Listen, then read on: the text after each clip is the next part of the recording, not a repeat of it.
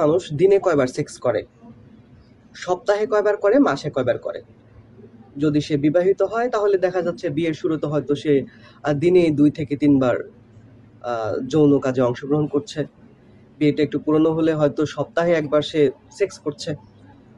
আর আরো পুরনো হলে এরকম দেখা যায় যে 1 মাস কি 2 মাসে একবার সেক্স হচ্ছে। এটা খুবই ন্যাচারাল। সে যদি অবিবাহিত হয় তাহলে তারও অবস্থা খারাপ।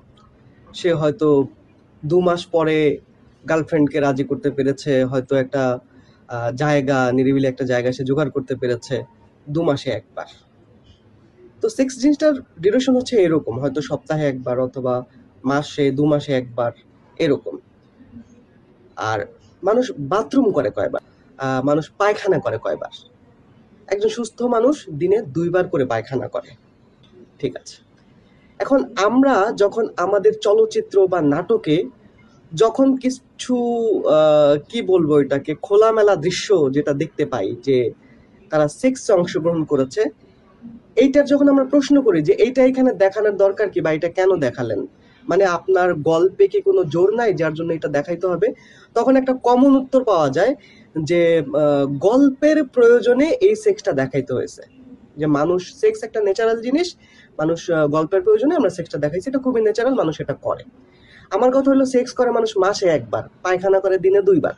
তাহলে তোমরা গল্পের মধ্যে পায়খানা করতে দেখাও না কেন? তোমরা দেখাও যে কোমরে বসছে একটা মানুষ, টপ টপ করে তার বাথরুম গুলো পড়ছে, হলুদ কালার বাথরুম, ওইখানে ক্যামেরাটা ফোকাস করো।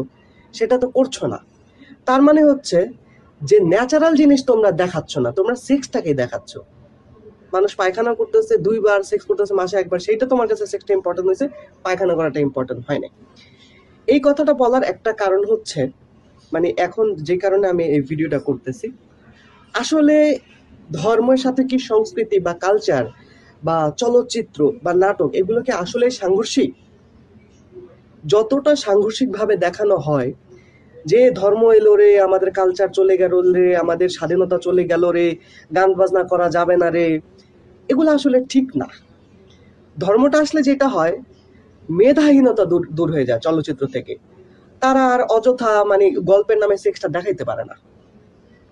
এখন এই গল্পের নামে সেক্স দেখানো, এটার উৎপত্তি কোথায়?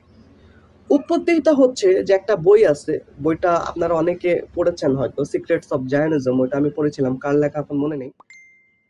সেখানে একটা ফ্যাক্ট এরকম ছিল যে থিয়েটার হচ্ছে, যে থিয়েটারে গুণী শিল্পীরা অভিনয় করছেন, সেখানে অনেক মানুষ নাটক দেখতে যাচ্ছেন, তারা শিক্ষিত হচ্ছেন, মূল্যবোধ বাড়ছে, সমাজের অসঙ্গতিগুলো তারা দেখছে। তো এর মধ্যে একটা দল আসে যে তারাও আসলে নাটক করে কিন্তু তাদের থিয়েটারে লোক আসে না। তখন তারা কি করলো, এই থিয়েটারে মানে নারীদের দেহ প্রদর্শন শুরু করলো। তারা নারীদের স্বল্প বসনা করে আর্টের নামে তারা কি করলো, আর্টের নামে দেহ দেখানো শুরু করলো। তখন দেখা গেল ওই আসল যে শিক্ষামূলক বা যেটা মূল্যবোধ তৈরি করে, ওই থিয়েটারে মানুষ আর যাচ্ছে না। মানুষ এখন চলে যাচ্ছে কোথায়? মানুষ এখন যাচ্ছে আসলে ওই যে দেহের দেখানোর তালে তালে যে গল্পটা বলা হয়, সেই অশ্লীল অথবা সেই নগ্নতা ভিত্তিক নগ্নতাকে পুঁজি করে যে গল্পটা বলা হচ্ছে, সেখানে চলে গেল। এই হচ্ছে উৎপত্তি, মানে আর্টের সঙ্গে নগ্নতাকে জুড়ে দিয়ে একটা মার্কেটিং করার টেন্ডেন্সি। তো ধর্ম যখন ক্ষমতা লাভ করে তখন এই নোংরামিগুলা বন্ধ হয়ে যায়। অর্থাৎ ধর্ম কিন্তু সরাসরি কালচারকে আঘাত করছে না, ধর্ম আঘাত করছে না, ধর্ম আঘাত করছে নোংরামিটাকে। ওই যে যারা বলে গল্পের প্রয়োজনে সেক্সটা দেখাইতে হয়েছে,